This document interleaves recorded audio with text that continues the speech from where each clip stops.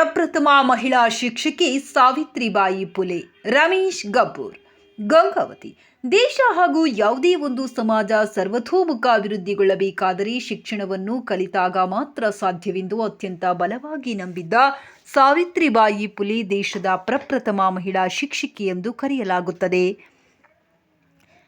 ಹೀಗಾಗಿ ಅವರ ಹುಟ್ಟುಹಬ್ಬವನ್ನು ಶಿಕ್ಷಕರ ದಿನಾಚರಣೆ ಎಂದು ಆಚರಿಸಿದರೂ ತಪ್ಪೇನಿಲ್ಲ ಎಂದು ಸರ್ಕಾರಿ ಪದವಿ ಪೂರ್ವ ಕಾಲೇಜಿನ ಗ್ರಂಥಪಾಲಕ, ಸಂಗೀತ ಹಾಗೂ ನೃತ್ಯ ಅಕಾಡೆಮಿಯ ಸದಸ್ಯ ರಮೇಶ್ ಗಬ್ಬೂರ್ ಅಭಿಪ್ರಾಯಪಟ್ಟರು.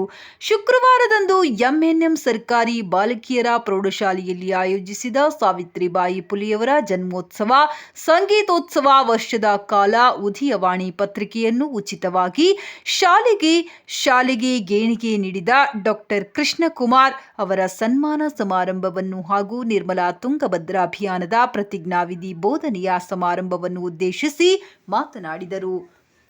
ಇದಕ್ಕೂ ಪೂರ್ವದಲ್ಲಿ ಶಿಕ್ಷಣದ ಮಾತೆ ಸಾವಿತ್ರಿಬಾಯಿ ಫುಲೆಯವರ ಭಾವಚಿತ್ರಕ್ಕೆ ಪೂಜೆ ನೆರವೇರಿಸಿ ಸಸಿಗಳಿಗೆ ನೀರು ಹಾಕುವುದರ ಮೂಲಕ ವೇದಿಕೆಯಲ್ಲಿನ ಗಣ್ಯರು ಚಾಲನೆಯನ್ನ ನೀಡಿದರು. ಬಳಿಕ ಸಮಾರಂಭವನ್ನು ಉದ್ದೇಶಿಸಿ ರಮೇಶ್ ಗಬ್ಬೂರ್ ಮಾತನಾಡಿ, ಡಾಕ್ಟರ್ ಸರ್ವಪಲ್ಲಿ ರಾಧಾಕೃಷ್ಣನ್ ಅವರ ಜನ್ಮೋತ್ಸವ ದೇಶಾದ್ಯಂತ ಶಿಕ್ಷಕರ ದಿನಾಚರಣೆಯನ್ನಾಗಿ ಆಚರಿಸಲಾಗುತ್ತಿರುವುದು ಒಂದೆಡೆಯಾದರೆ ಅವರಿಗಿಂತ ಇತಿಹಾಸದ ಪೂರ್ವ ಪುಟದಲ್ಲಿ ಹಲವು ದಶಕಗಳ ಕಾಲ ಮುಂಚೆ ಹುಟ್ಟಿದ ಸಾವಿತ್ರಿಬಾಯಿ ಫುಲೆಯವರು ಮಹಿಳೆಯರ ಶಿಕ್ಷಣಕ್ಕಾಗಿ ಹಲವಾರು ಶಾಲೆಗಳನ್ನು ಆರಂಭಿಸಿ ಗುಣಮಟ್ಟದ ಶಿಕ್ಷಣವನ್ನು ಕಲ್ಪಿಸುವುದರ ಮೂಲಕ ಮಹಿಳಾ ಸಬಲೀಕರಣಕ್ಕೆ ಅದ್ಭುತ ವ್ಯಕ್ತಿಯಾಗಿ ಶಕ್ತಿಯಾಗಿ ಕಂಗೊಳಿಸುತ್ತಿದ್ದಾರೆ ಎಂದು ಅವರ ಜೀವನ ಕುರಿತು ತಮ್ಮ ಮಾತಿನ ಮೂಲಕ ಹಾಗೂ ಹಾಡಿನ ಮೂಲಕ ಸಮಗ್ರ ಮಾಹಿತಿ ತಿಳಿಸಿದರು. ಇದೇ ಸಂದರ್ಭದಲ್ಲಿ ಸನ್ಮಾನಿತಗೊಂಡ ದಾನಿ ಡಾಕ್ಟರ್ ಕೃಷ್ಣಕುಮಾರ್ ಮಾತನಾಡಿ, ವಿದ್ಯಾರ್ಥಿಗಳಿಗೆ ಶಾಲೆಯಲ್ಲಿ ಶಿಕ್ಷಣದ ಜೊತೆಗೆ ಪ್ರಪಂಚದ ಜ್ಞಾನ ಪಡೆದುಕೊಳ್ಳಲು ದಿನಪತ್ರಿಕೆಗಳು ಸಹಕಾರಿಯಾಗಿದೆ. ದೇಶ ನೋಡು ಇಲ್ಲವೇ ಕೋಶ ಓದು ಎಂಬ ಮಾತಿನಂತೆ ಜ್ಞಾನದ ಅಭಿವೃದ್ಧಿಗೆ ಪತ್ರಿಕೆಗಳನ್ನು ಓದುವ ಹವ್ಯಾಸವನ್ನ ಬೆಳೆಸಿಕೊಳ್ಳಬೇಕೆಂದು ಕರೆ ನೀಡಿದರು. ಎಂಎನ್ಎಂ ಕಾಲೇಜಿನ ಪ್ರಾಚಾರ್ಯ ಶಾಂತಪ್ಪ, ಪ್ರಭಾರಿ ಮುಖ್ಯಗುರು ಸುಮಂಗಳ, ಕರ್ನಾಟಕ ಮಾಧ್ಯಮ ಅಕಾಡೆಮಿಯ ಸದಸ್ಯ ಕೆ ನಿಂಗಜ್ಜ, ಎಫ್ಎಂ ಕೇಂದ್ರದ ನಿರ್ದೇಶಕ ರಾಘವೇಂದ್ರ, ದೈಹಿಕ ನಿರ್ದೇಶಕಿ ಉಮಾದೇವಿ, ಮಲ್ಲಿಕಾರ್ಜುನ್ ವೀರಣ್ಣ, ಅಮರೇಶ್ ಸೇರಿದಂತೆ ಶಿಕ್ಷಕರು ಉಪಸ್ಥಿತರಿದ್ದರು. ಇದೇ ಸಂದರ್ಭದಲ್ಲಿ ಸಂಗೀತ ಶಿಕ್ಷಕರ ನಿವೃತ್ತಿ ಹಿನ್ನೆಲೆಯಲ್ಲಿ ಸಂಗೀತೋತ್ಸವ ಕಾರ್ಯಕ್ರಮ ಅಡಿಯಲ್ಲಿ ಭಾವಗೀತೆಯ ಜನಪದ ಗೀತೆ ಹಾಗೂ ಪರಿಸರ ಕುರಿತು ಹಾಡುಗಳನ್ನು ಹಾಡಲಾಯಿತು. ಈರಣ್ಣ ಶಿಕ್ಷಕರು ಸ್ವಾಗತಿಸಿದರು, ಮಲ್ಲಿಕಾರ್ಜುನ್ ಶಿಕ್ಷಕರು ವಂದಿಸಿದರು. ಮಹಿಳೆಯರಿಗೆ ಪ್ರಥಮವಾಗಿ ಶಾಲೆಯನ್ನು ತೆರೆದು ಅಕ್ಷರ ನೀಡುವ ಮೂಲಕ ಹೊಸ ಮನ್ವಂತರಕ್ಕೆ ಕಾರಣೀಭೂತರಾಗಿರ್ತಕ್ಕಂತಹ ಅಕ್ಷರದ ಅವ್ವ ತಾಯಿ ಸಾವಿತ್ರಿ ಬಾಪುಲೆ ಅವರ ಜಯಂತಿಯ ನೆಪವಾಗಿಟ್ಟುಕೊಂಡು ನಗರದ ಪ್ರತಿಷ್ಠಿತ ಎಂಎನ್ಎಂ ಶಾಲೆ ಮತ್ತು ಕಾಲೇಜಿನಲ್ಲಿ ಇವತ್ತು ಸಾವಿತ್ರಿ ಬಾಪುಲೆ ಜಯಂತಿ, ಸಂಗೀತೋತ್ಸವ, ಹೊಸ ವರ್ಷದ ಆಚರಣೆ, ದಾನಿಗಳಿಗೆ ಸನ್ಮಾನ, ಈ ಮಲ್ಟಿ ಕಾರ್ಯಕ್ರಮಗಳಿವೆ.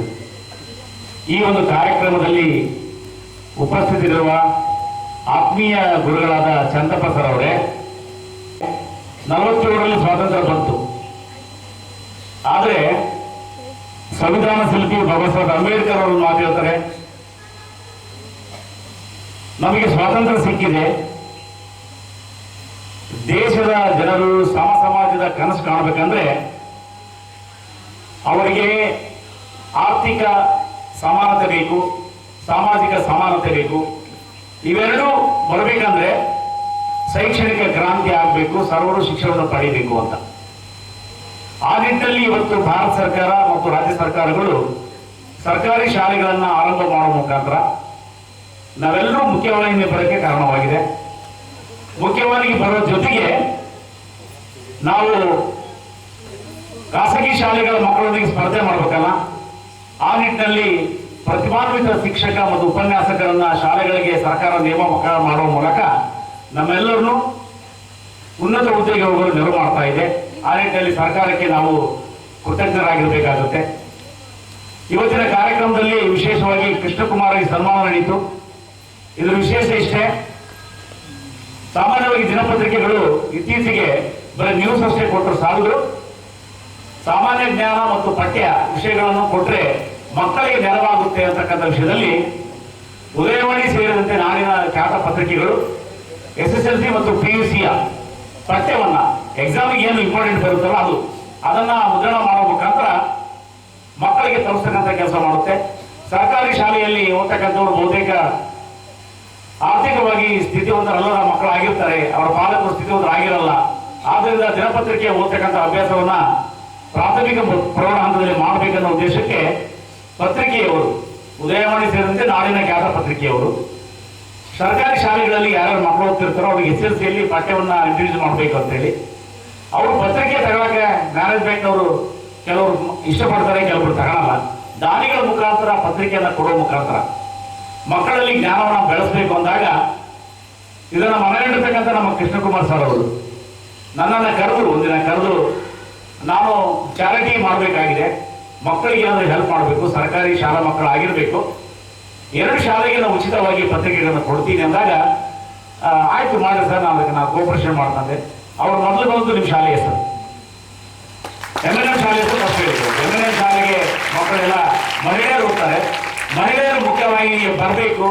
SSLCಯಲ್ಲಿ ಅವರೆಲ್ಲ ಅತ್ಯುತ್ತಮವಾದಂಥ ಅಂಕ ತಗೊಂಡು ಅವರು ಡಾಕ್ಟರ್ ಆಗಬೇಕು, ಲಾಯರ್ ಆಗಬೇಕು, ಇಂಜಿನಿಯರ್ ಆಗಬೇಕು, ಒಳ್ಳೆ ಒಳ್ಳೆ ಹುದ್ದೆಗೆ ಹೋಗ್ಬೇಕು, ಬರಹಗಾರರಾಗಬೇಕು, ಹಾಡುಗಾರರಾಗಬೇಕು. ಆದ್ರಿಂದ MNM ಶಾಲಾ ಮಕ್ಕಳು ಹೊಂದ್ಕೊಡ್ರಿ ಸರ್. ಇನ್ನೊಂದು ಗ್ರಾಮೀಣ ಪ್ರದೇಶದಲ್ಲಿರ್ತಕ್ಕಂಥ ಶಾಲೆ ಹೇಳಿದ್ರು. ನಾನೇ ಕೇಸರಹಟ್ಟಿಯ ಸರ್ಕಾರಿ ಪ್ರೌಢ ಶಾಲೆಗೆ ಹೇಳಿದೆ, ಆ ಮಕ್ಕಳು ಸಹ ಇವರೇ ಡೋನರ್ ಆಗಿದ್ದಾರೆ. ಆದ್ರಿಂದ ಇಂತಹ ಒಂದು ದಾನದ ಗುಣವನ್ನ ಹಣವಂತರು ಉಳ್ಳವರಾದ್ರೆ ಈ ಸಮಾಜದ ಕನಸನ್ನು ನಾವು ಕಂಡಿದ್ದೀವಲ್ಲ, ಅದು ನನಸಾಗುತ್ತೆ.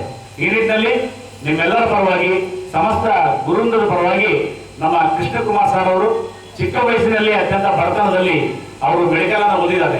ಅವರೆಲ್ಲ ಮೆರಿಟ್ ನಲ್ಲಿ ಬಂದಿದ್ದಾರೆ. ಸರ್ಕಾರಿ ಕೋಟ್ಯಾಂತರ ರೂಪಾಯಿ ದುಡ್ಡು ಕೊಟ್ಟು MBBS ಓದಿಲ್ಲ, ಕೋಟ್ಯಾಂತರ ರೂಪಾಯಿ ದುಡ್ಡು ಕೊಟ್ಟು MD ಓದಿಲ್ಲ. ಅತ್ಯಂತ ಕೊಪ್ಪಳ ಮತ್ತು ಬಳ್ಳಾರಿ ಈ ನಮ್ಮ ಹೊಸಪೇಟೆ ಜಿಲ್ಲೆಯಲ್ಲಿ ಖ್ಯಾತ ವೈದ್ಯರವರು, ಜೊತೆಗೆ ಮೆಡಿಕಲ್ ಕಾಲೇಜಿನಲ್ಲಿ ಪ್ರೊಫೆಸರ್ ಅಂತ ಬುದ್ಧಿವಂತ ಡಾಕ್ಟರ್ ಇದ್ದಾರೆ. ಅವರು ತಮ್ಮ ಸಂಬಳ ಆಗಿರ್ಬೋದು, ತಮ್ಮ ಬದುಕಾಗಿರ್ಬೋದು, ತಮ್ಮ ಗಳಿಕೆಯನ್ನ ಮಾತ್ರ ನೋಡ್ತಾ ಇಲ್ಲ. ಈ ಸಮಾಜದಲ್ಲಿ ನನ್ನಿಂದ ಏನಾದರೂ ಒಳ್ಳೆ ಸೇವೆ ಆಗಲಿ ಅಂತಕ್ಕಂಥ ದೃಷ್ಟಿಯಿಂದ ಸರ್ಕಾರಿ ಶಾಲಾ ಮಕ್ಕಳಿಗೆ ವಿಶೇಷವಾಗಿ ಅವರು ಇಂತಹ ಚಾರಿಟಿ ಮಾಡ್ತಾ ಇರ್ತಾರೆ. ಕೊರೋನಾ ಬಂದಾಗ ಬೆಂಗಳೂರಿನ NGOಗಳ ಮುಖಾಂತರ ಅವರು ಆಕ್ಸಿಜನ್ ಕಿಟ್ಗಳನ್ನು ಕೊಡಿಸಿದ್ರು. ಲಕ್ಷಾಂತರ ರೂಪಾಯಿ ಬೆಲೆ ಬರತಕ್ಕಂಥ ಆಕ್ಸಿಜನ್ ಕಿಟ್ ಅನ್ನು ಫ್ರೀಯಾಗಿ ಕೊಡಿಸಿದ್ರು ಜನರಿಗೆ. ಅದೆಲ್ಲ ನಾನು ಗಮನಿಸಿ ಒಂದ್ಸಲ ನಾವು ಥ್ಯಾಂಕ್ಸ್ ಹೇಳಕ್ ಹೋಗಿದ್ದೆ ಸರ್. ನಾನೇನು ಕಿಟ್ ತಗೊಂಡಿರ್ಲಿಲ್ಲ, ಬಟ್ ಸಮಾಜದ ಪರವಾಗಿ ಒಬ್ಬರು ಯಾರು ಥ್ಯಾಂಕ್ಸ್ ಹೇಳಿದ್ರೆ ಅವರು ಮಾಡ್ತಕ್ಕಂಥ ಸೇವೆಗೆ ಇನ್ನೂ ಸ್ವಲ್ಪ ಉರುಪು ಬರುತ್ತೆ ಅವರಿಗೆ. ಆ ನಿಟ್ಟಿನಲ್ಲಿ ನಾನು ಹೋಗಿ ಅವ್ರಿಗೆ ಥ್ಯಾಂಕ್ಸ್ ಹೇಳಿದೆ. ಏನು ಸಂಬಂಧ ಇಲ್ಲ, ಸಮಾಜ ನಾನಿದ್ದೀನಲ್ಲ, ಇನ್ನೊಬ್ಬರಿಗೆ ಹೆಲ್ಪ್ ಮಾಡೋ ಮುಖಾಂತರ ಅಲ್ಲಿ ಸಾರ್ಥಕತೆಯನ್ನು ಪಡಿಬೇಕು ಅನ್ನೋದು ನಮ್ಮೆಲ್ಲರ ಗುರಿಯಾಗಿರ್ಲಿ. ನೀವಾದ್ರೂ ಅಷ್ಟೇ ಪಾಲಕರ ಕನಸನ್ನ ನನಸು ಮಾಡಬೇಕು. ಜೊತೆಗೆ ಗುರುಗಳ ಏನು ಆಸೆ ಇದೆ, ನಮ್ಮ ಹುಡುಗರು ಫಸ್ಟ್ ಕ್ಲಾಸ್ ಪಾಸ್ ಆಗಬೇಕು, ಸಮಾಜದಲ್ಲಿ ಒಳ್ಳೆ ಸ್ಥಾನವನ್ನು ಹೊಂದಬೇಕಂತ ಆಸೆ ಇದೆಯಲ್ಲ, ಆ ಸ್ಥಾನವನ್ನು ನೀವು ಈಡೇರಿಸಬೇಕು. ಆ ನಿಟ್ಟಿನಲ್ಲಿ ಕೃಷ್ಣಕುಮಾರ್ ಸರ್ ಅವರು ಅತ್ಯಂತ ಬಡತನದಲ್ಲಿ ಓದಿ ಇವತ್ತು ಸಮಾಜದಲ್ಲಿ ಗೌರವದ ಸ್ಥಾನದಲ್ಲಿ ಇದ್ದಾರೆ. ಅಂತ ಸ್ಥಾನವನ್ನು ನೀವೆಲ್ಲ ಪಡಿಬೇಕು ಅಂತ ಹೇಳ್ತಾ ಈಗ ಅವರು ಸನ್ಮಾನಗೊಂಡಿದ್ದಾರೆ. ನಿಮಗೆ ಉದಯವಾಣಿ ಪತ್ರಿಕೆಯನ್ನು ಫ್ರೀ ಕೊಡ್ತಾ ಇದ್ದಾರೆ. ಅವ್ರಿಗೆ ಹೇಗೆ ಪ್ರೇರಣೆ ಆಯ್ತು ಅಂತ ಹೇಳಿ ಅವರಿಗೆ ತಮ್ಮ 2 ಅನಿಸಿಕೆ. ಬಳ್ಳಾರಿಯಲ್ಲಿ ನಾನು ಜಾಸ್ತಿ ಮಾತಾಡಲ್ಲ, ನಾನು ಕೆಲವೊಂದು ವಿಷಯ ನಿಮ್ಗೆ ಹೇಳ್ತೀನಿ. ಯಾವುದೇ ಏನೇ ಗೋಲ್ ಸಾಧಿಸಬೇಕಾದ್ರೆ ನಿಮ್ಗೆ ಯಾವುದೇ ಶಾರ್ಟ್ಕಟ್ ಇರಲ್ಲ. ನೀವು ಕಷ್ಟಪಡಲೇಬೇಕು. ಕಷ್ಟಪಡಲಿದ್ದಂಗೆ ಯಾರು ಮುಂದೆ ಬರೋಕ್ಕೆ ಆಗೋದೇ ಇಲ್ಲ. ಅದೊಂದು ಯಾವತ್ತು ಯಾರೊಬ್ಬರು ಶಾರ್ಟ್ಕಟ್ಲಿಂದ ಮುಂದೆ ಬಂದಾರಂದರೆ ಯಾವುದೋ ಘಟ್ಟದಲ್ಲಿ ಅವರು ತಗ್ಲಾಕೊಂತಾರಂತ ನನ್ನ ಅನಿಸಿಕೆ. ಸೊ ಯಾವುದೇ ಕೆಲಸ ಆಗಲಿ ಏನೇ ಆಗಲಿ ತಡ ಆದರೂ ಪರವಾಗಿಲ್ಲ, ನಿಮಗೆ ಕಷ್ಟಪಟ್ಟೇ ಮೇಲೆ ಬರಬೇಕು. ಹಂಗಂತ ಎಲ್ಲ ಬುದ್ಧಿವಂತರು ಫಸ್ಟ್ ರ್ಯಾಂಕ್ ಬಂದವರೆಲ್ಲರೂ ಅವರೇ ಒಳ್ಳೆ ಕೆಲಸದಲ್ಲಿ ಸೇರ್ತಾರೆ, ಆ ರೀತಿ ಯಾವುದೂ ಇರಲ್ಲ. ನೀವು ಆ ಟೈಮ್ ಇಲ್ಲಿದ್ರು ಬೇರೆ ಟೈಮ್ ನೀವು ಓದಾದ್ಮೇಲೆ ಕೂಡ ನೀವು ಕಷ್ಟಪಟ್ಟರೆ, ಯಾವುದೋ ಒಂದು ದಿಕ್ಕಿನಲ್ಲಿ ಕಷ್ಟಪಟ್ಟರೆ ನಿಮಗೆ ಡೆಫಿನೆಟ್ ಆಗಿ ನೀವು ಏನು ಅಚೀವ್ ಮಾಡ್ಬೇಕಂತ ಇದ್ದೀರಾ ಅದು ಅಚೀವ್ ಮಾಡೇ ಮಾಡ್ತೀರಾ. ಯಾವುದೇ ಕಾರಣಕ್ಕೂ ಕಷ್ಟಪಡಲಿದ್ದಂಗೆ ಮೇಲೆ ಬರೋದಕ್ಕೆ ಯಾವುದೇ ಕಾರಣದಕ್ಕೂ ಆಗೋದಿಲ್ಲ. ಶಾರ್ಟ್ಕಟ್ ಅನ್ನೋದು ನಿಮ್ಮ ಜೀವನದಲ್ಲಿ ಅಳವಡಿಸ್ಕೋಬೇಡಿ ಅಂತ ನನ್ನದೊಂದು ಅನಿಸಿಕೆ ಅಷ್ಟೇ. Thank you.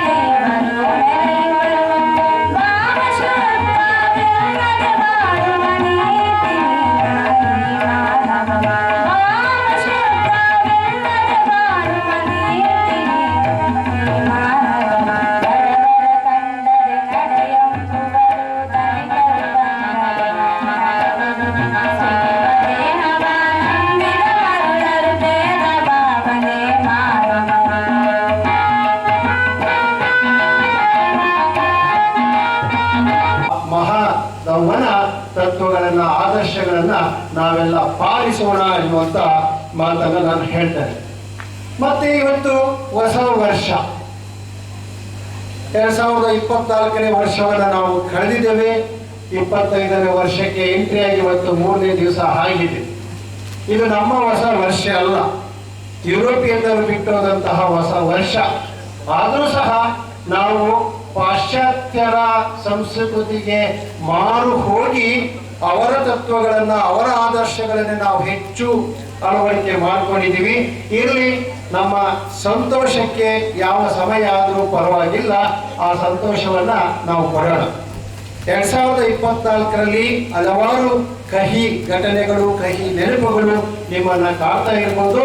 ಅಂತ ಕಹಿ ನೆನಪುಗಳನ್ನ ಬಿಡಿ, ಅಲ್ಲಿನ ಸಿಹಿ ನೆನಪುಗಳನ್ನ 25ಕ್ಕೆ ತಂದು ಆ 25ರ ಪೂರ್ತಿ ಸಿಹಿ ನೆನಪುಗಳು 26ಕ್ಕೆ ಉಳಿಯುವಂತೆ ಆ ವರ್ಷವನ್ನ ನೀವು ರಚನೆ ಮಾಡ್ಕೊಳ್ಳಿ ಎನ್ನುವಂತಹ ಮಾತನ್ನು ನಾನು ಹೇಳಲಿಕ್ಕೆ ಇಷ್ಟಪಡ್ತೇನೆ.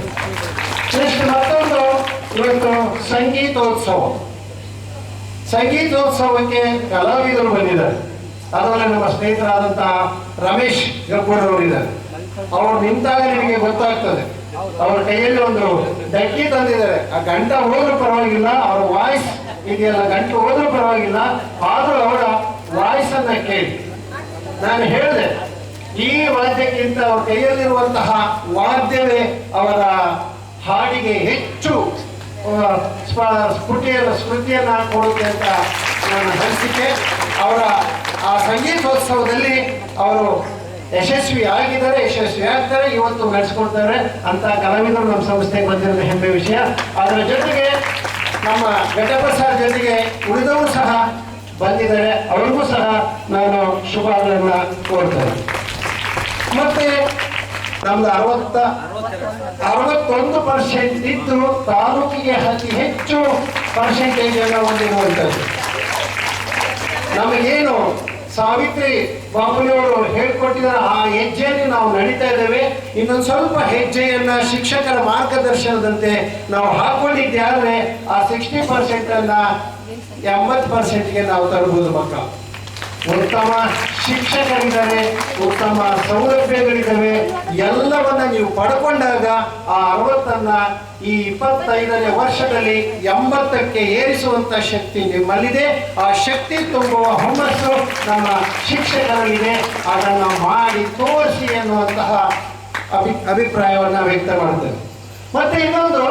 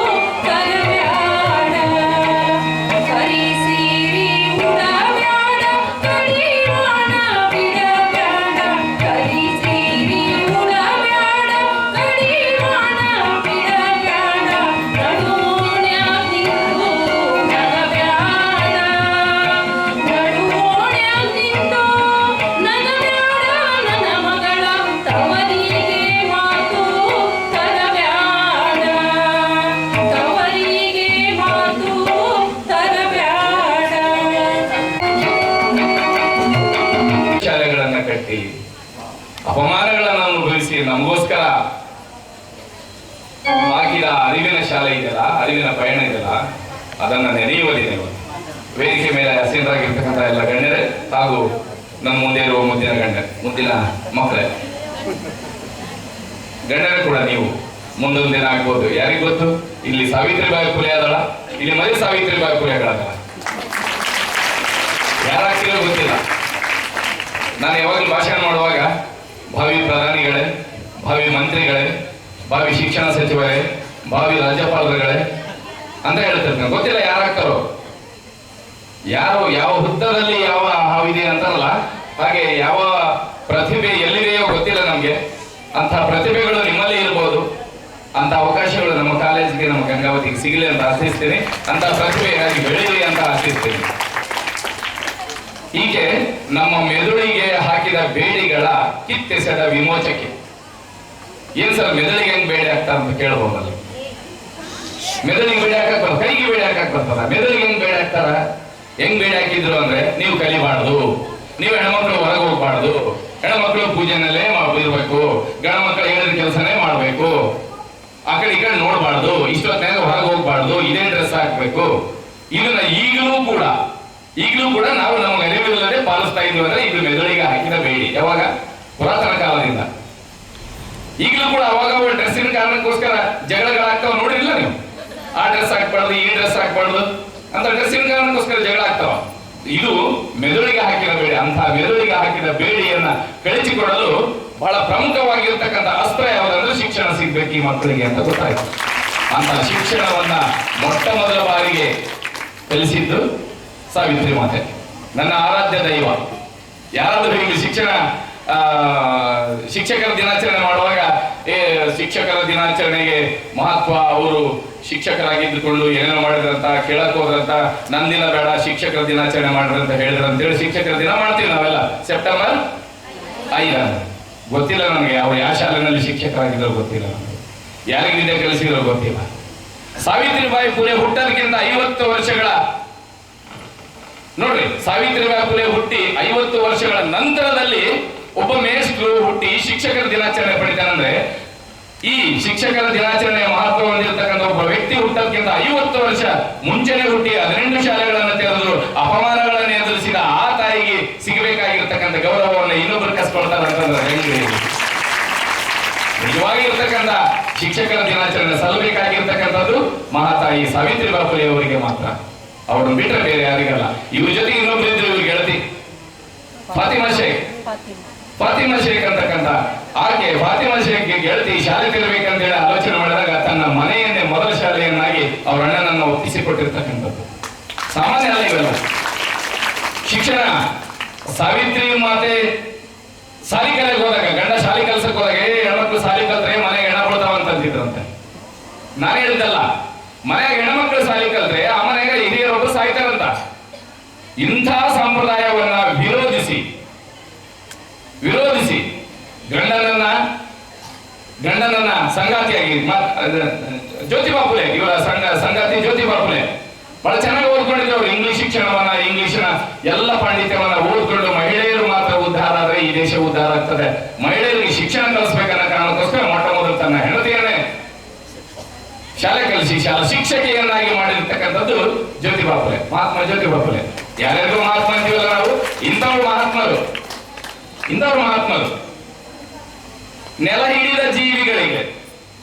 ಹಿಡಿದ ಜೀವಿಗಳಿಗೆ ಆಕಾಶಕ್ಕೆ ಮುಖ ಮಾಡಿ ನಿಲ್ಲುವಂತೆ ಮಾಡಿದ್ದು ಈ ತಾಯಿ. ಹಿಂಗ್ ತಿರುಗಾಡ್ತಿದ್ವಿ, ತಲೆ ಎತ್ತಿ ಹಿಂಗ ಸೆರಗಾಕೊಂಡು ಹಿಂಗೆ ಹೋಗ್ಬೇಕು, ಈ ಕಡೆ ನೋಡ್ಬಾರ್ದು, ಆ ಕಡೆ ನೋಡ್ಬಾರ್ದು, ಅವ್ರನ್ನ ನೋಡ್ಬಾರ್ದು, ಇವ್ರನ್ನ ನೋಡ್ಬಾರ್ದು, ಇಷ್ಟೊತ್ನಾಗ ಇಷ್ಟೇ ತಲೆ ಎತ್ತಬೇಕು, ಇಷ್ಟೊತ್ನಾಗ ಈ ಕಡೆ ನೋಡ್ಬೇಕು, ಇವೆಲ್ಲ ಸಂಪ್ರದಾಯಗಳು. ಈಗಲೂ ಕೂಡ ಗಣಮಕ್ಳು ಹೇಳ್ಕೊಂಡು ತಲೆ ಮೇಲೆ ಸೆರಗಾಕಿ ಅಂತ ಹೆಣ್ಮಕ್ಳು ನೋಡ್ರಿಲ್ಲ ನೀವು, ಹಳ್ಳಿ ಊರಾಗ ಈಗಲೂ ಕೂಡ ಪದ್ಧತಿ ಅದ ಅಂತ. ಅದೇ ಗಣಮಕ್ಳಿಗೆ ಅದೇನಿದೆ, ಗಣಮಕ್ಳು ಯಾರ ಹೆಣ್ಮಕ್ಳು ಬಂದ್ರೆ ಹಿಂಗ್ ಚೆಲ್ಲ ಹಾಕೊಂಡು ಮಸ್ತ್ ಹಿಂಗ್ ನಡೀತಾರೆ, ಮತ್ತೆ ನಾವ್ ಹೆಣ್ಮಕ್ಳು ಹಿಂಗ್ ಸೆರಗ ಹಾಕೊಂಡು ಹೋಗ್ಬೇಕು. ಇದಂತದ್ದು ಹೆಂಗಿತ್ತು ಅಂದ್ರೆ ಸೊಸೈಟಿ, ಅಂತ ಹೆಣ್ಮಕ್ಳಿಗೆ ತಲೆ ಕೆಳಗೆ ಹಾಕಿ ಯಾರಾದ್ರೂ ಹೆಣ್ಮಕ್ಳು ಬಂದ್ರೆ ಹಿಂಗ್ ತಲೆ ಬಚ್ಕೊಂಡು ಹೋಗ್ಬೇಕು. ಈಗಲೂ ಕೂಡ ಅದ್ರ ರೆಸ್ಪೆಕ್ಟ್, ಅದು ಬೇರೆ ಪ್ರಶ್ನೆ. ಆದ್ರೆ ಹಿಂಗೆ ಇರ್ಬೇಕು ಅಂತಕ್ಕಂಥ ವಯಸ್ಸೋದಿದೆಯಲ್ಲ, ಅದು ಅಗೌರವ, ಅದು ಸರಿಯಲ್ಲ, ಒತ್ತಾಯ. ಅಂತ ಒತ್ತಾಯಗಳನ್ನ ಮಾಡಬಾರ್ದು. ಸೊಸೈಟಿಯಲ್ಲಿ ಹೆಣ್ಣಿಗೂ ಮತ್ತು ಗಂಡಿಗೂ ಸಮಾನವಾಗಿರ್ತಕ್ಕಂಥ ಅವಕಾಶಗಳು ಸಿಗ್ಬೇಕು. ನೀವು ಕೂಡ ತಲೆ ಎತ್ತಿ ನಡಿಬೇಕು ಅಂತಂದ್ರೆ ನಿಮ್ಗೆ ವಿದ್ಯೆ ಬೇಕು ಅನ್ನೋ ಕಾರಣಕ್ಕೋಸ್ಕರ ವಿದ್ಯೆಯನ್ನ ಕಲಿಸಿದ್ದು ಮೊಟ್ಟ ಮೊದಲು ಸಾವಿತ್ರಿಬಾಯಿ ಫುಲೆ. ಮನುಷ್ಯರೊಳಗಣ ತಾರತಮ್ಯವನ್ನು ಮೆಟ್ಟಿ ಸರ್ವರೊಂದೇ ಎಂದು ಸಾರಲು ಕಷ್ಟಗಳ ಎದುರಿಸಿದಾಕಿ ಸಾವಿತ್ರಿಬಾಯಿ ಫುಲೆ. ಮನುಷ್ಯರೆಲ್ಲ ಒಂದೇಪ್ಪ, ನಾವು ನೀವು ಬೇರೆ ಅಲ್ಲ. ನೀವು ಸಾಲಿ ಕಲಿಬಾರ್ದು, ನೀವು ಇಲ್ಲೇ ನಿಂದಿರ್ಬೇಕು, ನೀವು ಮುಡ್ಸ್ಕೋಬಾರ್ದು, ನೀವು ಇಷ್ಟು ದೂರ ಇರಬೇಕು, ನೀವು ಅಲ್ಲಿರ್ಬೇಕು, ನೀವು ಓದ್ದವರು, ನೀವು ಕೆಳಗಿನವರು, ನೀವು ಮೇಲಿನವರು, ನೀವು ಅಕ್ಕದವರು ಪಕ್ಕದವರು ಅಂತೇಳಿ ಇವೆಲ್ಲ ತಾರತಮ್ಯಗಳು ಈಗಲೂ ಅದಾವ, ಈಗಲೂ ಕಳೆದಾವ. ನನಗೆ ಮಾಂಸ ತಿಂತೀನಿ ಅನ್ನೋ ಕಾರಣಕ್ಕೋಸ್ಕರ ನನಗೆ ಮನೆ ಬಾಡಿಗೆ ಕೊಡೋದಿಲ್ಲ. ಜಾತಿ ಕೇಳೋದಿಲ್ಲ, ಜಾತಿ ಕೇಳಿದ್ರೆ ಮಾಸ್ಟರ್ ಬೇಕಂತ ಅಂತೇಳಿ ಮಾಂಸ ತಿಂತೀರಾ ಇಲ್ಲ ಅಂತ ಕೇಳ್ತಾನೆ. ಈಗಲೂ ಕೂಡ ಅದಲ್ಲ. ಮಾಂಸ ಒಂದು ಆಹಾರ, ಆಹಾರ ಅಷ್ಟೇ. ಅದು ಏನು ದೈವವನ್ನು ಸೃಷ್ಟಿ ಮಾಡೋದಲ್ಲ, ಅದು ಒಂದು ಆಹಾರ ಅಷ್ಟೇ. ಅದು ಎಲ್ಲ ಜೀವಿಗಳನ್ನ ಉತ್ಪತ್ತಿ ಮಾಡಿದ್ದು ಆ ಶಿವನೇ ಅಥವಾ ದೇವರೇ ಅನ್ನೋದಾದ್ರೆ ಮತ್ತೆ ನಿಮ್ಮನ್ನು ಉತ್ಪತ್ತಿ ಮಾಡಿದ್ದು ಯಾರು? ನಿಮ್ಮೊಳಗಡೆ ಈ ತಾರತಮ್ಯ ಭೇದ ಭಾವನೆ ಯಾಕೆ ಅನ್ನೋದು ಪ್ರಶ್ನೆ ಮೂಡ್ತದೆ. ಅಂಥ ತಾರತಮ್ಯಗಳನ್ನ ಮೆಟ್ಟಿ ನಾವೆಲ್ಲರೂ ಒಂದೇ ಅಂತ ಸಾರಿದಾಕಿ ಸಾವಿತ್ರಿಬಾಯಿ ಫುಲೆ. ಕೈ ಹಿಡಿದ ಸಂಗಾತಿಯ ಆಶಯಗಳನ್ನ ಹೆಗಲ ಮೇಲೆ ಹೊತ್ತು ಮನೆ ಮನೆಗೆ ಸಾಕಿದಾಕಿ ಸಾವಿತ್ರಿಬಾಯಿ ಫುಲೆ. ಏನು ಕೈ ಹಿಡಿದ ಸಂಗಾತಿ ಯಾರು? ಜ್ಯೋತಿಬಾ ಫುಲೆ. ಆತಂದೇನು? ಸಮ ಸಮಾಜದ ಕನಸು. ಆತ ಒಂದು ಸಮಾಜವನ್ನು ಸ್ಥಾಪನೆ ಮಾಡಿದ. ಯಾವ್ದದು? ಸತ್ಯಶೋಧಕ ಸಮಾಜ. ನೋಡಿ, ಸತ್ಯಶೋಧಕ ಸಮಾಜ ಏನಿತ್ತು? ಎಲ್ಲ ಸುಳ್ಳುಗಳಿತ್ತು, ಎಲ್ಲ ಸುಳ್ಳುಗಳಿಂದ ತುಂಬಿತ್ತು. ಏನೇನು ಸುಳ್ಳುಗಳಂತ ಎಲ್ಲರಿಗೂ ಗೊತ್ತಲ್ಲ. ಈಗಲೂ ಕೂಡ ಆ ಸುಳ್ಳುಗಳ ನಡೆಯಕತ್ತೇವ.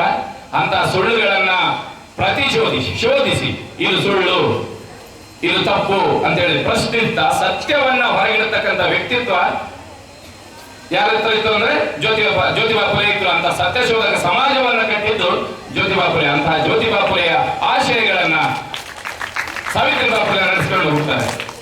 ನೋಡಿ, ಒಂದ್ ಮಾತು, ನೆಲದಲ್ಲಿ ಮುಕ್ಕೋಟಿ ದೇವರಿದ್ದು ಮುಟ್ಟಿ ಮಾತಾಡಿಸದಿದ್ದಾಗ, ನೆಲದಲ್ಲಿ ಮುಕ್ಕೋಟಿ ದೇವರಿದ್ದು ಮುಟ್ಟಿ ಮಾತಾಡಿಸದಿದ್ದಾಗ ಮನ ಮುಟ್ಟಿ ತನ್ನ ಮುಟ್ಟಿ ಮಾತು ಬಾರದ ಮಾತುಗಳಿಗೆ ಮುಟ್ಟಿಗಳಿಗೆ ಮಾತು ಬರೆಸಿದಾಕಿ ನನ್ನವ್ವ ಸಾವಿತ್ರಿಬಾಯಿ ಫುಲೆ. ನೆಲದಲ್ಲಿ ಮುಕ್ಕೋಟಿ ದೇವರಿದ್ರು, ಈಗಲೂ ಕೂಡ ಅದಾವ ಮುಕ್ಕೋಟಿ ದೇವರಂತ. ನಮ್ಗೆ ಗೆಳೆಯರಿಗೆ ಗೊತ್ತಾರ, ಎಲ್ಲಿ ಬೇಕಲ್ಲಿ ದೇವರುಗಳದಾವ. ಓಣ್ಯಾಗ, ಗಲ್ಯಾಗ, ರಸ್ತೆಗ ಹೊಸ ದೇವರುಗಳು ದಿನ 20-30 ಉದ್ಭವ ಆಗ್ತಾ ಇರ್ತಾವ. ಗೊತ್ತಿಲ್ಲ ನನಗೆ. ನಾವು ವಿದ್ಯಾದೇವತೆ ಅಂತ ಯಾರಂತ ಕರಿತೀವಿ? ಸರಸ್ವತಿ. ಯಾವ ಯೂನಿವರ್ಸಿಟಿ ಕಲ್ತಿದ್ದು ಗೊತ್ತಿಲ್ಲ. ದೇವರು ಅಂತ ಅನ್ಕೊಂಡಿವಿ, ನಂಬಿಕೆ ದೇವರು ಬಿಟ್ಟಿವಿ ಅಷ್ಟೇ. ಎಲ್ಲಿ ಸಾಲಿ ಕಲ್ತಿದ್ರು? ಎಷ್ಟು ಮಂದಿ ಸಾಲಿ ಕಲ್ತಿದ್ರು? ನಮ್ಮ ತಾತನ ಕಾಲಕ್ಕೆ ಇದ್ದು, ಅವ್ರ ತಾತನ ಕಾಲಕ್ಕೂ ಇದ್ದು. ಅವ್ರ ತಾತನಿಗೆ ಸಾಲಿಗೆ ವಿದ್ಯೆ ಸಿಕ್ತು, ನಮ್ಮ ತಾತನಿಗೆ ಸಿಗ್ಲಿಲ್ಲ.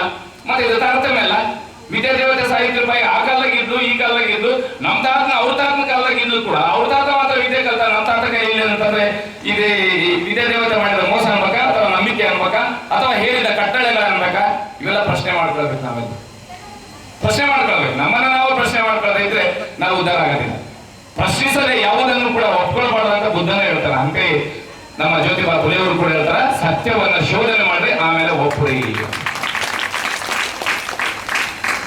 ಲೋಕದ ಹೆಂಗಳೆಯರ ಕಣ್ಣ ಬೆಳಕಿನ ಆಶಯ ಕನಸುಗಳನ್ನು ಹೊತ್ತು ಮನವಾದಕ್ಕೆ ಮರಣ ಶಾಸನ ಬರೆಯಲು ಓಂಕಾರವನ್ನು ತಿದ್ದಿದಾಕಿ ತಾನು ಶಾಲೆ ಕಲಿಸಬೇಕು ಅಂತೇಳಿ ತೀರ್ಮಾನ ಮಾಡಿದಾಗ ಜ್ಯೋತಿಬಾ ಫುಲೆ ಆಕೆಯನ್ನ ಬೇರೆ ಊರಿಗೆ ಕಳಿಸಿ ಶಾಲೆ ಕಲಿಸಿ ಟೀಚರ್ ಅನ್ನಾಗಿ ಮಾಡಿದಾಗ, ನಾನು ಟೀಚರ್ ಆಗ ಇನ್ನೊಂದು ಶಾಲೆ ಕಲಿಸ್ಬೇಕು ಅಂತಂದಾಗ ಮತ್ತೆ ಯಾರಿಗೆ ಕಲಿಸ್ಬೇಕು? ಬ್ಯಾಡ ಅಂತಾರ. ಸಾಲಿ ಓಪನ್ ಮಾಡಿದ್ರೆ ಮುಚ್ಚಿಸ್ತಾರ. ಯಾವ್ದೋ ಒಂದು ರೂಮ್ ಹಿಡಿದ್ರು ಬಾಡಿಗೆ ಸಾಲಿ ಕಲಿಸ್ಬೇಕಂತೇಳಿ. ಎಲ್ಲ ಗುಣಗಳೆಲ್ಲ ಕಲ್ತು ನೀನ್ ಸಾಲಿ ಕಲ್ಸಕ್ ಹೋಗ್ಬೇಡ ಇಲ್ಲಿ ಅಂತೇಳಿ ಮುಚ್ಚಿಬಿಟ್ರು. ಮತ್ತೆ ಇನ್ನೊಂದು ಮನೆ ಬಾಡಿಗೆ ತಗೊಂಡು ಅಲ್ಲಿನೂ ಮುಚ್ಚಿದ್ರು. ಲಾಸ್ಟಿಗೆ 10 ವರ್ಷಕ್ಕೆ ನನ್ನ ಮನೆಯಲ್ಲೇ ಶುರು ಮಾಡೋಣ ಅಂತಂದ್ರೆ ಅವ್ರ ಮನೆಯಲ್ಲೇ ಶುರು ಮಾಡಿದ್ರು. ಜಾಸ್ತಿ ಆದವು. ಯಾರನ್ನ ಕಲಿಸ್ಬೇಕು ಅಂತ ಹೇಳಿ ಪ್ರಶ್ನೆ ಮಾಡಿದಾಗ ಕಟ್ಟ ಕಡೆಯಾಗಿ ಯಾರಿಗೆ ಸಿಕ್ಕಿಲ್ಲ ವಿದ್ಯೆ ಅಂದ್ರೆ ಹೆಣ್ಮಕ್ಳಿಗೆ ವಿದ್ಯೆ ಸಿಕ್ಕಿಲ್ಲ. ಅದರಲ್ಲಿ ಶೂದ್ರಾತಿ ಶೂದ್ರ ಹೆಣ್ಮಕ್ಳಿಗೆ ಸಿಕ್ಕಿಲ್ಲ ಅಂತಂದ್ರೆ ಮೊದಲು ಅವ್ರಿಗೆ ಕಲಿಸ್ಬೇಕು ಅಂತೇಳಿ ಆ ಶೂದ್ರಾತಿ ಶೂದ್ರ ಹೆಣ್ಣು ಮಕ್ಕಳನ್ನ ಮನೆ ತಿರುಗಾಡಿ ಕರ್ಕೊಂಬಂದು ಇಲ್ಲಿ ಶಾಲೆ ಕೊಡಿಸಿದ್ರೆ ಆ ಪಾಲಕರನ್ನು ಕರೆಸಿ ಆ ಮಕ್ಕಳನ್ನ ಓಡಿಸ್ತಿದ್ರು. ಎಷ್ಟು ಮಟ್ಟಿಗೆ ಆಕೆಯ ಮೇಲೆ ಬೇರೆ ಕಾಣದ ಕೈಗಳು ದೌರ್ಜನ್ಯ ಮಾಡಿದ್ರು ಅಂದ್ರೆ ಒಂದು ಉದಾಹರಣೆ ಹೇಳ್ತೀನಿ ಸರ್. ಅವಾಗಲೇ ಹೇಳಿದ್ರು, ಒಂದ್ ಸೀರೆ ಈ ಮಾತಾಡುವಾಗ ಕೂಡ ಹೇಳಿದ್ರು, ಈ ತಾಯಿ ಮಾತಾಡುವಾಗ ಏನಂತ, ಸೀರೆ ಒಂದು ಎಕ್ಸ್ಟ್ರಾ ಇಟ್ಕೊಂಡು ಹೋಗ್ತಿದ್ರು, ಕೆಸರು ಹೋಗ್ತಿದ್ರು, ಮೊಟ್ಟೆ ಹೋಗ್ತಿದ್ರು, ಇನ್ನೇನನ್ನು ಹೋಗಿತಿದ್ರು, ಹಿಂದೆ ಹೋಗಿತಿದ್ರು ಅಂತ. ಜ್ಯೋತಿಬಾ ಹೇಳ್ತಾನೆ, ಒಂದ್ ಸೀರೆ ಎಕ್ಸ್ಟ್ರಾ ಇಟ್ಕೊಂಡು ಹೋಗು, ಅಲ್ಲೋದ್ಮೇಲೆ ಚೇಂಜ್ ಮಾಡು, ಅಲ್ಲಿ ಸಾಲಿ ಕಲ್ಸು. ಬರುವಾಗ ಮತ್ತೆ ಹಳೆ ಸೀರೆ ಹೊಟ್ಕೊಂಡ್ ಬಾ ಅಂತ ಹೇಳಿದ್ರು. ಆ ತರದಷ್ಟೇ ಅಲ್ಲ, ಒಂದ್ಸಲ ಏನಾಗ್ತದೆ ಅಂತಂದ್ರೆ ಸಾವಿತ್ರಿಬಾಯಿ ಫುಲೆ ಮತ್ತು ಜ್ಯೋತಿಬಾಯಿ ಫುಲೆ ಇಬ್ರು ಮಾತಾಡ್ಕೊಂಡು ಕೂತಿರ್ತಾರೆ, ಟ್ಯೂಷನ್ ಪಾಠ ಮಾಡ್ಕೊಂಡು ಕೂತಿರ್ತಾರೆ. ತಮ್ಮ ಮನೆಯಲ್ಲಿ ಕೂಡ ಶುರು ಮಾಡಿರ್ತಾರೆ, ಪಾಠ ಶುರು ಮಾಡಿರ್ತಾರೆ. ಹೊರಗಡೆ ಬಾಗಿಲು ಬಿಡ್ತಾರೆ, ಯಾರು ದನ ಅಂತ ಬಾಗಿಲು ತೆರೀರಿ ಅಂತ ಹೇಳಿ ಸದ್ದಾಗ್ತದೆ. ಈತಗ ಜ್ಯೋತಿಬಾಯಿ ಫುಲೆ ಗೊತ್ತಾಗ್ಬಿಡ್ತದೆ, ಯಾಕಂದ್ರೆ ಜ್ಯೋತಿಬಾಯಿ ಫುಲೆಗೆ ಅವಾಗಲೇ ಭಯ ಇತ್ತು, ಈತ ಸತ್ಯಶೋಧನೆ ಮಾಡ್ತಾನೆ, ನಮ್ಮ ವಿರುದ್ಧ ಮಾತಾಡ್ತಾನೆ, ನಮ್ಮ ವಿರುದ್ಧ ಎಲ್ಲ ಬಂಡವಾಳ ಬಯಲು ಮಾಡ್ತಾನೆ, ನಮ್ಮ ದೇವರುಗಳನ್ನ ಬೈತಾನೆ, ಪ್ರಶ್ನಿಸ್ತಾನೆ, ಹಾಗೆ ಹೀಗೆ ಅಂತ ಹೇಳಿ ಒಂದು ಸೊಸೈಟಿ ತಯಾರಾಗಿತ್ತು ಅವ್ರ ವಿರುದ್ಧ. ಅವ್ರು ಏನ್ ಮಾಡಿದ್ರು, ಈ ಸಾಲಿ ಕಲಿಸ್ಬಾರ್ದು, ಈ ಶೂದ್ರ ಮಕ್ಕಳಿಗೆ ಅಂತ ಹೇಳಿ ಪ್ಲಾನ್ ಮಾಡಿ ಆ ಸಾಲಿನ ಮುಗಿಸ್ಬೇಕಂತ ಹೇಳಿ ಎಲ್ಲ ಮುಗಿಸ್ಕೊಂತ ಬಂದ್ರು. ಲಾಸ್ಟಿಗೆ ಮನೆಗೆ ಕಲ್ಸಕತ್ತೆ ಅಂದ್ರೆ ಮನೇಲಿ ಕೂಡ ಮುಗಿಸೋ ಮತ್ತೆ ಪ್ಲಾನ್ ಮಾಡಿ ಮನೆಗೆ ಗುಂಡಗಳನ್ನು ಕಳಿಸಿದ್ರು. ಗುಂಡಗಳು ಬಂದ್ರು, ಬಾಗಿಲು ಹೊಡೆಯಕತ್ತಿದ್ರು. ಅವಾಗ ಜ್ಯೋತಿಬಾಯಿ ಫುಲೆ ಸಾವಿತ್ರಿಗೆ ಹೇಳ್ತಾನೆ, ಕೇಳಿಸ್ಕೋಬೇಕು ಎಲ್ಲರೂ. ಜ್ಯೋತಿಬಾಯಿ ಫುಲೆ ಸಾವಿತ್ರಿಗೆ ಹೇಳ್ತಾನೆ, ಏನಂತಾನೆ, ಸಾವಿತ್ರಿ ಈಗ ಬಾಗಿಲು ತೆಗೆದ್ರೆ ನಾನು ಸಾಯ್ತೀನಿ, ಅವರು ಗುಂಡಗಳು ಅವರು ನನ್ನನ್ನು ಸಾಯಿಸಲಿಕ್ಕೆ ಬಂದಾರ, ಖಂಡಿತ ನಾನು ಸಾಯ್ತೀನಿ. ಅವ್ರಿಗೆ ಗೊತ್ತಿಲ್ಲ ಅವ್ರು ಎದಕ್ಕೆ ಬಂದಾರಂತ, ಅವ್ರಿಗೆ ಗೊತ್ತಿಲ್ಲ, ಯಾರು ಕಳಿಸ್ಯಾರ ಅದಕ್ಕೆ ಬಂದಾರ. ಅವ್ರಿಗೆ ತಾವು ಮಾಡೋ ಕೆಲಸ ಏನ್ ಮಾಡಕ್ ಹೊಂಟಿವಂತ ಕೂಡ ಗೊತ್ತಿಲ್ಲ, ಅಷ್ಟು ಅರಿವಿಲ್ಲದ ಜನ. ಅವ್ರು ಬಂದಾರ, ಖಂಡಿತ ನನ್ನ ಸಾಯಿಸ್ಬೋದು. ಹಾಗೆ ಏನ್ ಮಾಡು, ನಾನು ಸತ್ ನಂತರ ಆ ಗುಂಡಗಳೇನು ಹೊಡೆಯಕ್ ಬಂದಾರಲ್ಲ, ಸಾಯಿಸ್ಲಿಕ್ಕೆ ಬಂದಾರಲ್ಲ, ಅವ್ರ ಮಕ್ಕಳಿಗೆ ನೀನು ವಿದ್ಯೆ ಕಲಿಸು, ಅವ್ರ ಮಕ್ಕಳು ಅವ್ರಂಗಾಗಲ್ಲ ಬೇಡ ಅಂತೇಳಿ ಜ್ಯೋತಿಬಾಯಿ ಫುಲೆ ಸಾವಿತ್ರಿಬಾಯಿ ಫುಲೆ ಹೇಳ್ತಾರೆ. ಇದನ್ನ ಕೇಳಿಸ್ಕೊಳ್ತಾವ ಗುಂಡಗಳು, ಹೊರಗಿರ್ತಕ್ಕಂಥ ಮನುಷ್ಯರೇನು ಭಯ ಆಗಕ್ ಬಂದಿದ್ರಲ್ಲ ಅವರೆಲ್ಲ ಕೇಳಿಸ್ಕೊಳ್ತಾರೆ. ನಾನು ಈಗ ಬಾಗಿಲು ತೆಗಿತೀನಿ, ಆಯ್ತು ಅಷ್ಟೇ ನೀನ್ ಮಾಡ್ಬೇಕಾಗಿದ್ದು ಅಷ್ಟೇ ಅಂತ ಬಾಗಿಲು ತೆಗಿತಾನೆ. ಬಾಗಿಲು ತೆಗೆದು ಕೂಡಲೇ ಅಲ್ಲಿ ಹೊರಗೆ ಹೊಡಿಲಿಕ್ಕೆ ಬಂದಿರತಕ್ಕಂಥ ಜನಗಳೆಲ್ಲರೂ ಕೂಡ ಕಾಲಿಗೆ ಬೀಳ್ತಾರೆ. ಯಾಕ್ರೋ ಅಂತ, ಯಪ್ಪ ನಮ್ಮನ್ನ ಸಾಯಿಸಕ್ ಬಂದವ್ರನ್ನ ನೀನು ನಮ್ಮನ್ನ ಉಳಿಸಿಬಿಟ್ಟು, ಯಾರೋ 2 ರೂಪಾಯಿ ಕೊಟ್ಟರು ಅಂತೇಳಿ ಬೆದರಿಸ್ಬರ್ರಿ ಅಂತೇಳಿ ನಮ್ಮನ್ನ ಕಳಿಸಿದ್ರು, ನಾವು ಬಂದಿವಿ ನಮ್ಗೆ ಗೊತ್ತಿಲ್ಲ. ಆದ್ರೆ ಸಾಯಿಸಲು ಬಂದವರ ಮಕ್ಕಳಿಗೆ ವಿದ್ಯೆ ಕಲಿಸ್ಬೇಕಂತೆಲ್ಲ ನೀನ್ ಯಾರೋ ದೊಡ್ಡ ಪುಣ್ಯಾತ್ಮ ಇರಬೇಕು, ಈ ಕೆಲಸ ನಾವು ಮಾಡೋದಿಲ್ಲ, ಓದ್ತೀವಿ ಆಫೀಸ್ ಅಂತ ಹೋಗ್ತೀವಿ. ಇಂಥ ವಿಚಾರಗಳನ್ನು ಕಲಿಸ್ಲಿಕ್ಕೆ ಎಷ್ಟು ಕಷ್ಟಪಟ್ಟರು ಅಂತಂದ್ರೆ ಅಪಮಾನಗಳ ಮೇಲೆ ಅಪಮಾನ, ಕಷ್ಟಗಳ ಮೇಲೆ ಕಷ್ಟಗಳ ಸಹಿಸಿ ವಿದ್ಯೆಯನ್ನು ಕೊಟ್ಟು 18 ಶಾಲೆಗಳನ್ನ ಮಾಡಿದ್ದು ಸಾವಿತ್ರಿಬಾಯಿ ಫುಲೆ. ಮತ್ತೆ ವಿಧವೆಯರು ಯಾರಾದ್ರೂ ಆಗಿದ್ರೆ ಈ ಸಮಾಜ ಬಹಳ ಕೆಟ್ಟದಾಗಿ ನೋಡ್ತಿದ್ದ. ಆ ವಿಧವೆಯರಿಗೆ ಕರ್ಕೊಂಬಂದು ಒಂದು ಕೆಲಸ ಕೊಟ್ಟು ತನ್ನ ಮನೆಯಲ್ಲಿ ಇಟ್ಕೊಂಡು ಅಲ್ಲಿ ಆ ಶಾಲೆ ಕಲಿಸಿ ಏನೋ ಬಹಳ ಒಳ್ಳೆಯ ಉತ್ತಮವಾಗಿರ್ತಕ್ಕಂಥ ನಡತೆಯನ್ನ ಕೊಟ್ಟು ವಿವಾಹಗಳನ್ನ ಮಾಡಿದ್ರು. ಒಂದ್ಸಲ ಏನಾಯ್ತು ಅಂತಂದ್ರೆ, ಯಾವುದೋ ಒಂದು ಪ್ರಕರಣದಲ್ಲಿ ಒಂದು ಅನಾಥ ಮಗು ಅಲ್ಲಿ ಇರ್ತಾರೆ. ಅನಾಥ ಮಗು ಯಾರಂತೇಳಿ ಪತ್ತೆ ಹಚ್ಚಿದಾಗ ಒಂದು ಹೆಣ್ಮಗಳು ತನ್ನ ಅನುಚಿತ ವರ್ತನೆ ಕಾರಣದಿಂದ ಆ ಮಗುವನ್ನು ಅಳದಿರ್ತಾಳೆ. ಆ ಮಗುವನ್ನು ಯಾರು ಬಿಟ್ಟೋಗಿರ್ತಾಳೆ, ಆ ಮಗುವನ್ನು ಸಾಕ್ತಾಳೆ. ತಗೊಂಬಂದು ಆ ಮಗುವನ್ನ ಓದಿಸ್ತಾಳೆ. ಓದಿಸಿ ವಿದ್ಯಾವಂತನನ್ನಾಗಿ ಮಾಡ್ತಾಳೆ. ಆ ಮಗು ಡಾಕ್ಟರ್ ಆಗ್ತದೆ. ಡಾಕ್ಟರ್ ಆದ ನಂತರದಲ್ಲಿ ತನ್ನ ದೇಶಕ್ಕೆ ಬರ್ತದೆ. ದೇಶಕ್ಕೆ ಬಂದು ಓದ್ತಾನೆ. ಮತ್ತೆ ಪ್ಲೇಗ್ನ ಆ ಸಂದರ್ಭದಲ್ಲಿ ಆ ಮಗು ಕೂಡ ಸೇವೆ ಮಾಡ್ತದೆ ತನ್ನ ಜೊತೆಗೆ, ಸಾವಿತ್ರಿಬಾಯಿ ಫುಲೆ ಜೊತೆಗೆ ಪ್ಲೇಗ್ನಲ್ಲಿ ಸಹಾಯ ಮಾಡ್ತದೆ. ಅಂಥ ಒಂದು ವಿಧವಾ ವಿವಾಹಗಳನ್ನು ಮಾಡ್ತಾಳೆ. ಅನಾಥಾಶ್ರಮಗಳ ತೆರ್ತಾಳೆ. ಬಾಲ್ಯ ವಿವಾಹವನ್ನ ನಿಷೇಧಿಸ್ತಾಳೆ. ಬಾಲ್ಯ ವಿವಾಹ ಬೇಡ ಅಂತೇಳಿ ಎಂತೆಂತ ಒಳ್ಳೆಯ ಕಾರ್ಯಕ್ರಮ ಮಾಡ್ತಾಳೆ. ಒಂದ್ಸಲ ಏನಾಗ್ತದೆ ಅಂದ್ರೆ, ಎಂಥ ಕ್ರಾಂತಿಕಾರ ಅನ್ನೋದಕ್ಕೆ ಒಂದು ದೊಡ್ಡ ಘಟನೆ ನೆನಪು ಬರ್ತದೆ ನನಗೆ, ಬಹಳ ಇಂಪಾರ್ಟೆಂಟ್. ಇದು ಮರೆಯದ ಒಂದು ಘಟನೆ. ಏನಂದ್ರೆ, ಜ್ಯೋತಿಬಾಯಿ ಫುಲೆ ಸತ್ತೋಗ್ಬಿಟ್ಟ. ಜ್ಯೋತಿಬಾಯಿ ಫುಲೆ ಏನಾರ ಸತ್ತೋದ ನಂತರದಲ್ಲಿ ಯಾರು ಆ ಚೀತೆಗೆ ಬೆಂಕಿ ಹಚ್ಚಬೇಕು? ಬೆಂಕಿ ಹಚ್ಚಬೇಕಲ್ಲ ಸತ್ತೋದ್ಮೇಲೆ. ಯಾರು ಹಚ್ಚಬೇಕು? ಸೊಸೈಟಿನಲ್ಲಿ ಏನಿತ್ತು, ಸತ್ತ ನಂತರದಲ್ಲಿ ಮಗ ಹಚ್ಚಬೇಕು. ಮಗಳಿಗಿಲ್ಲ ಅವಕಾಶ, ಮಗನೇ ಹಚ್ಚಬೇಕು, ಮಕ್ಕಳಿಲ್ಲ. ಎಲ್ಲರನ್ನ ಅನಾಥದ ಮಕ್ಕಳನ್ನ ಅವ್ರನ್ನ ಇವ್ರನ್ನ ಎಲ್ಲರನ್ನ ಮಕ್ಕಳ ಅನ್ಕೊಂಡಾಕಿ ಈ ಶೂದ್ರ ಕಲೀಲಿಕ್ಕೆ ಬಂದಿರತಕ್ಕಂಥ ಎಲ್ಲ ಮಕ್ಕಳನ್ನ ಅನ್ಕೊಂಡಾಕಿ ಮಕ್ಕಳು ಇರ್ಲಿಲ್ಲ ಅಲ್ಲ, ಸ್ವಂತ ಮಕ್ಕಳು ಇರ್ಲಿಲ್ಲ. ಅದೇ ತಾನೇ ಸೊಸೈಟಿನಲ್ಲಿ ಇತ್ತು. ಏನಂತಿತ್ತು, ದತ್ತು ಮಕ್ಕಳಿಗೆ ಹಕ್ಕಿಲ್ಲ, ತನ್ನ ಸ್ವಂತ ಮಕ್ಕಳಿಗೆ ಮಾತ್ರ ಹಕ್ಕಿರ್ತದೆ, ಬೇರೆಯವ್ರಿಗೆ ಹಕ್ಕಿಲ್ಲ ಅಂತ ಇತ್ತು. ಪ್ರಶ್ನೆ ಮಾಡಿದ್ರು, ನೀನು ಹಾಕಕ್ಕೆ ಅವಕಾಶ ಇಲ್ಲ. ಅವ್ರು ಬಿಟ್ಬಿಟ್ರು, ಮಗನ ಬಿಡಿಸಿಬಿಟ್ರು. ಮತ್ತೆ ಯಾರು ಹಚ್ಚಬೇಕು ಬೆಂಕಿ? ಚರ್ಚೆ ಆಯ್ತು, ಯಾರಿಗೆ ಹಚ್ಚಕ್ ಬಿಡ್ತಾ ಇಲ್ಲ. ಲಾಸ್ಟ್ ಏನ್ ಮಾಡಿಬಿಟ್ಲು, ಇಲ್ಲ ಇದು ನನ್ನ ಹಕ್ಕು, ನಾನು ಹಚ್ತೀನಿ ನನ್ನ ಗಂಡಿಗೆ ಬೆಂಕಿ ಅಂತೇಳಿ ತಾನೇ ಸ್ವತಃ ಬೆಂಕಿ ಹಚ್ಚಿದ್ದು. ಇದು ಇತಿಹಾಸದಲ್ಲಿ ಮೊಟ್ಟ ಮೊದಲ ಹೆಣ್ಣು ತನ್ನ ಗಂಡನಿಗೆ ತಾನೇ ಬೆಂಕಿ ಹಚ್ಚಿದ್ದು. ಇಂಥ ಒಂದು ಧೀರ ಶೂರ ನೋಡಿ ಎಂಥ ವೈಚಾರಿಕತೆ ಅಂತಂದ್ರೆ ಕ್ರಾಂತಿಕಾರಿ ಹೆಜ್ಜೆಗಳಿವೆಲ್ಲ. ನಿಮ್ಗೆ ನಗು ಅನ್ಸ್ಬೋದು ನಾನು ಹೇಳಿದ್ದು ಮಾತುಗಳು, ಆದ್ರೆ ಕ್ರಾಂತಿಕಾರ. ಈ ವಿಚಾರಗಳನ್ನ ನೀವು ಓದಿ ತಿಳ್ಕೊಳ್ಬೇಕು. ನಾನು ಸ್ವಲ್ಪ ಮಾತಾಡಕತ್ತೀನಿ. ಸಾವಿತ್ರಿಬಾಯಿ ಫುಲೆ ಅಂತಂದ್ರೆ, ಜ್ಯೋತಿಬಾ ಫುಲೆ ಅಂದ್ರೆ ಸಮುದ್ರದಷ್ಟು ದೊಡ್ಡ ಒಂದು ಶಕ್ತಿ. ಇಡೀ ಇಂಡಿಯಾದ ತುಂಬಾ ಅವರ ಅಭಿಮಾನಿಗಳು, ಅನುಯಾಯಿಗಳು, ಸತ್ಯಶೋಧಕ ಸಮಾಜ ಇತ್ತು ಅಂತಂದ್ರೆ ನೀವು ಎಷ್ಟರ ಮಟ್ಟಿಗೆ ಅವ್ರ ಪ್ರಭಾವ ಇತ್ತು ಅಂತ ಆಲೋಚನೆ ಮಾಡಿ. ನಾನು ಹೇಳಿದ್ದು ಸಮುದ್ರದ ಒಂದು ಭವಿಸಿ ಅಕ್ಷರ ನೀಡಿದ ಶಕ್ತಿಯ ಮನುವಾದವನ್ನು ಎತ್ತಿ ನಿಂತ ಮಹಾಮಾತೆಯ ನೆನೆಯೋಣ ನಾವು ಸಾವಿತ್ರಿ ಮಾತೆಯ ಅಮ್ಮ ಫುಲೆಯ ಮುಗಿಲಗಳ ಪ್ರೀತಿಯ ಅಮ್ಮ ಫುಲೆಯ ಮುಗಿಲಗಳ ಪ್ರೀತಿಯ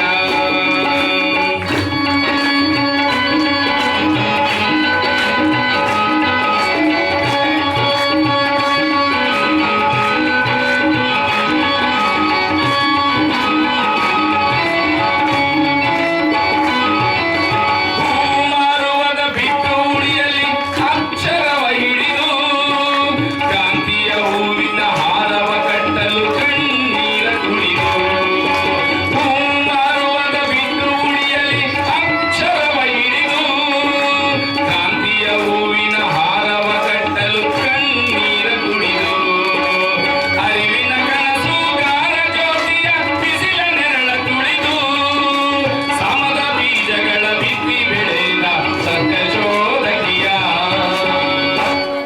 ನೆನೆಯೋಣ ನಾವು ಸಾವಿತ್ರಿ ಮಾತೆಯ ಅಮ್ಮ ಫುಲೆಯ ಮುಗಿಲಗಳ ಪ್ರೀತಿಯ ಅಮ್ಮ ಫುಲೆಯ ಮುಗಿಲಗಳ ಪ್ರೀತಿಯ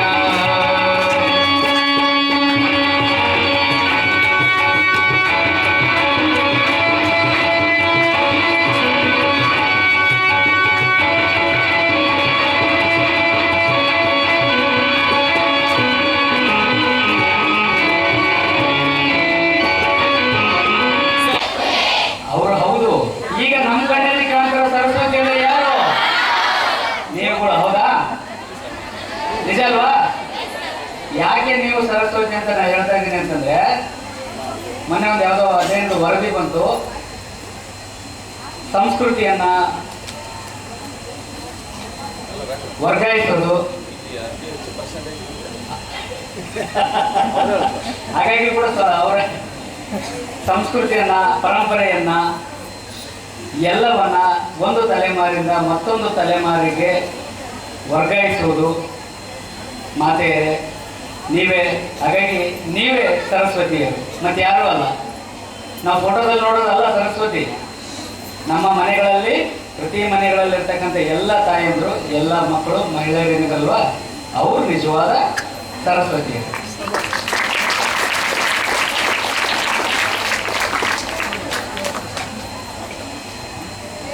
ಹಾಗಾಗಿ ನಾವು ಆ ಸರಸ್ವತಿಯನ್ನ ಗೌರವಿಸೋಣ, ಆ ಸರಸ್ವತಿಯನ್ನ ಪೂಜಿಸೋಣ. ಮತ್ತು ನಮಗೆ ಈ ಜ್ಞಾನವನ್ನ ಹೇಳಿಕೊಟ್ಟಿರ್ತಕ್ಕಂಥ ಸರಸ್ವತಿ ಇದಾರಲ್ಲ ಇನ್ನೊಬ್ರು, ಇವತ್ತು ಅವರ ಜನ್ಮದಿನಾಚರಣೆ ಮಾಡ್ತಿದ್ದೀವಲ್ವ ನಾವು, ಸಾವಿತ್ರಿಬಾಯಿ ಫುಲೆ ಅವರನ್ನು ನಾವು ಗೌರವಿಸೋಣ. ನಮ್ಮ ಮನದಲ್ಲಿ ಸದಾ, ಮನದ ಮಂದಿರ ಇದೆ ಅಲ್ವಾ, ಅಲ್ಲಿ ಸದಾ ಪೂಜಿಸೋಣ. ಆಗ್ಬೋದಲ್ವಾ? ಇನ್ನೊಂದು ಮಾತು, ಸರ್ ಎರಡು ಹೇಳಿದ್ರು, ಒಂದೀಗ ಹೇಳಿದೆ, ಅವಾಗ ತಮಾಷೆಗೆ ಹೇಳಿದ್ದಾರೆ. ಪ್ಲಾಸ್ಟಿಕ್ ಮತ್ತೊಂದು ಏನೇ ಇದ್ರು ಕೂಡ ಅವರು ಈಗ ತಗೊಂಡಾಗ ಎಲ್ಲಿ ಹಾಕ್ತಾರೆ ಅಂತ ಹೇಳಿದ್ರು, ನಮ್ಮೂರಲ್ಲಿ ಹಾಗೆ ಹಾಕ್ತಾರಲ್ವಾ ಗಟ್ಟಿಯಾಗಿ.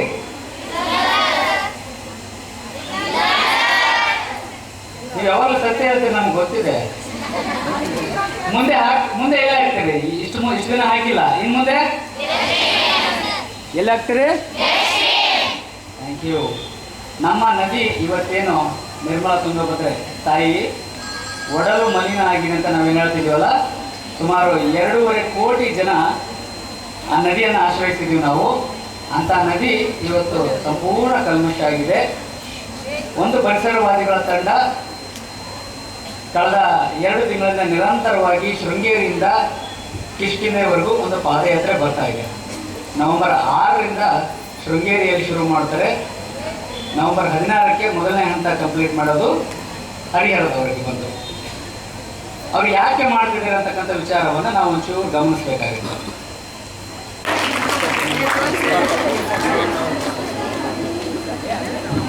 ಮೇಡಮ್ ಬನ್ನಿ ಮೇಡಮ್ ಎಲ್ಲರೂ ವೇದಿಕೆಗೆ ಜಾಗೃತಿ ಮೂಡಿಸೋಕೆ ಬಂದಂಗೆ ಸರ್ ಜಲ ಜಾಗೃತಿ ನೀವು ಅಕ್ಷರ